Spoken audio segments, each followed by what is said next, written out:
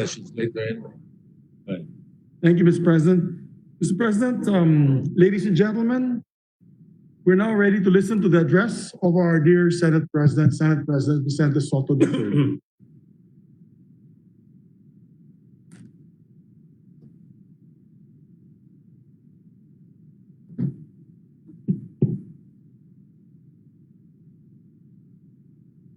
Thank you, Majority Leader. Thank you, my esteemed colleagues.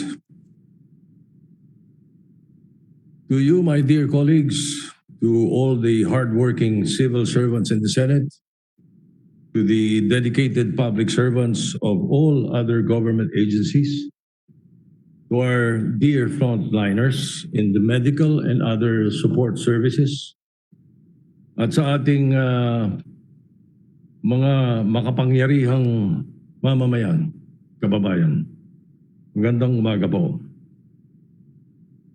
I open the second regular session of the 18th Congress of the Senate with a sense of urgency and a purpose.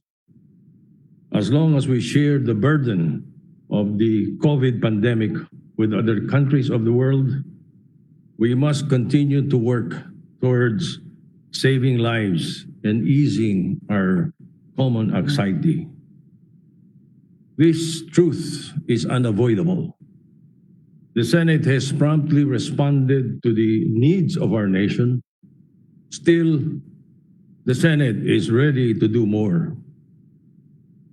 Always remember that the Senate is here for all Filipinos. Nandito ang Senado para sa inyo.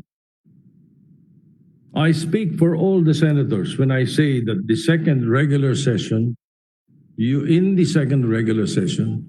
your legislators will be proposing laws that will answer the question, how can we make this situation better for every Filipino? My fellow citizens, meron po tayong kasabihan, ang sakit ng kalingkingan ay dama ng buong katawan. Yan ang pakiramdam natin lahat ngayon. The travails brought about by the COVID pandemic applies to us all. Since we are all affected, therefore, the resolution of the problem must reside in each and every one of us. In this moment of crisis, our survival depends on how strong we fight this crisis together. We are thankful for the reported recoveries from the pandemic. We are saddened by the deaths of many, inspired by the heroism of our frontliners, but we must not lose hope or turn our frustration to destructive anger. Instead, let us keep our eyes always on the Lord, because like what He constantly tells us in the book of the prophet Isaiah, do not fear, I will help you, says the Lord. Together we must fight the feeling of uncertainty that runs rife in every day. All of us must pledge commitment to survive this crisis, not only individually with our families, but more importantly, together as a nation. Today, I give my solemn pledge that the Senate will fight for and in behalf of the Filipino people. The world is on fire. The more our nation reflects this reality, the more earnest government must be in protecting each and every one in our community.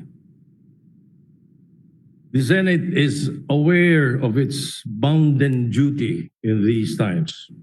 As representatives of the people, it behooves upon your senators to stand as vanguards in this national crisis, national health crisis.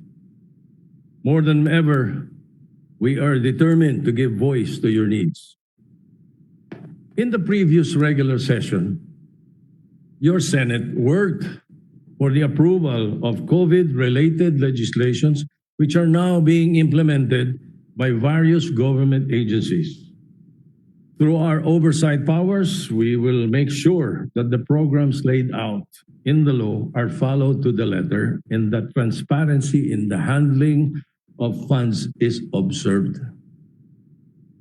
As your Senate enters the second regular session of the 18th Congress, we will continue where we left off in the shaping of adequate legislation to this major challenge in our lives. Nandito po kami upang ipagpatuloy ang aming nasimulan. There is no question that the COVID pandemic will leave us all changed. In this cusp of transformation, we are all challenged to take part in building a new world. Binabago at patuloy na magbabago ang lahat sa ating buhay dahil sa pandemyang ito. Hinahamon tayo ng panahon na makilahok sa pagbabago. Ang maglilok ng bagong taon na isisilang sa bagong mundo.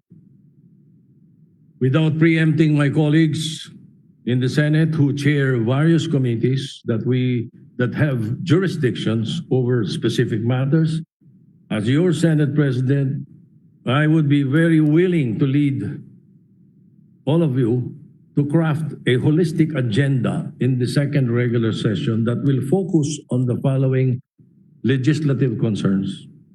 Number one, digital landscape. For as long as the pandemic remains uncontrolled, there will be a need to upgrade and improve the digital highway in support of various communication and online transactional needs. Number two, distance learning. As we stay isolated, we must not neglect a generation of young people who would otherwise be deprived of advancing in their studies. We must support programs that will help the education sector migrate to more plausible learning platforms. Number three, public transport system. In order to revive our economy, it is imperative that we have a safe, efficient, and dependable public transport system that will ferry workers so that industries may again produce goods and services, and people can resume earning incomes to spend. Number four, encouraging new business. Experts say that this pandemic has fundamentally changed the market economy. Government can help entrepreneurs find their place in the emerging business and landscape by reassessing tariffs so as to ease burden or business burdens where appropriate, as well as providing the means for new ventures to flourish. And fifth, support for the arts. Priority should also be given in support of the arts. We must rebuild our nation in both body and soul. Great civilizations before us endured not only because they had material wealth, but because they lived a life nurtured by writers and artists. Sa panahon ng krisis, higit natin kailangan ng mga manunulat, mga makata, mga manlilikha na tutulong sa ating intindihin ang nangyayari sa mundo. At sa gayong pagninilay-nilay, mahahanap natin ang kahulugan ng buhay at hindi mawala ng pag-asa sa gitna ng mga nararanasang mga pasakit. For what good will we be if we survive all this but lose our soul? It is my hope that the Senate help this nation emerge from the chaos of the pandemic with its mind and heart intact.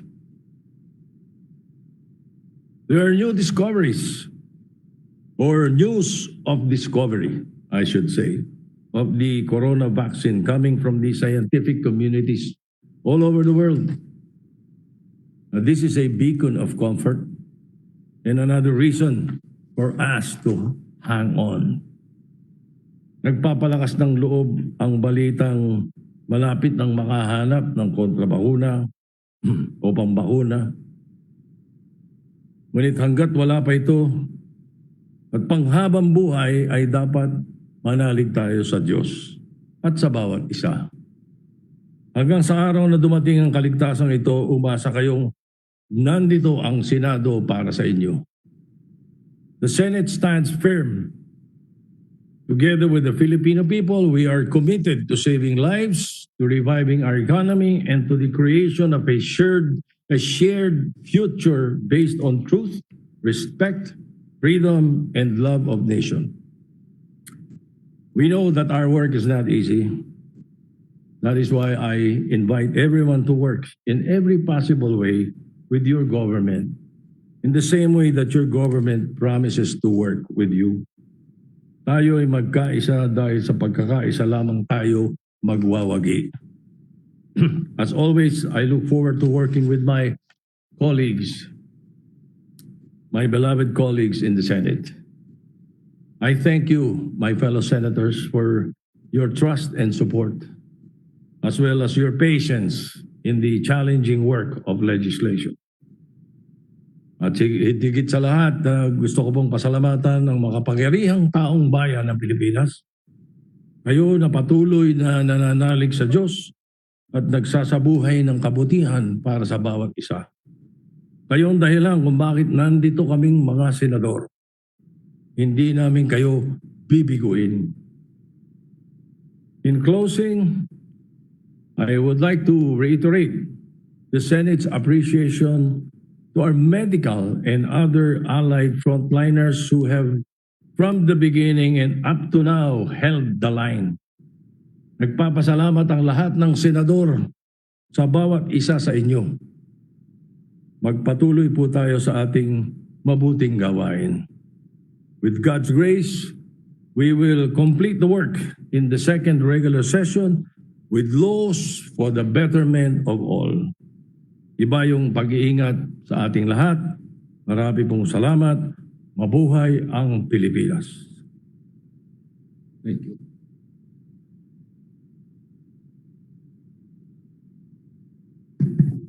Majority Leader. Very well said, Mr. President. Thank you for speaking also on behalf of the Senate. Congratulations to the first regular session of Congress for job well done to all my colleagues.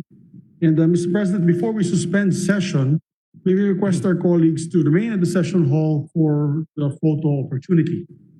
Mr. President, there being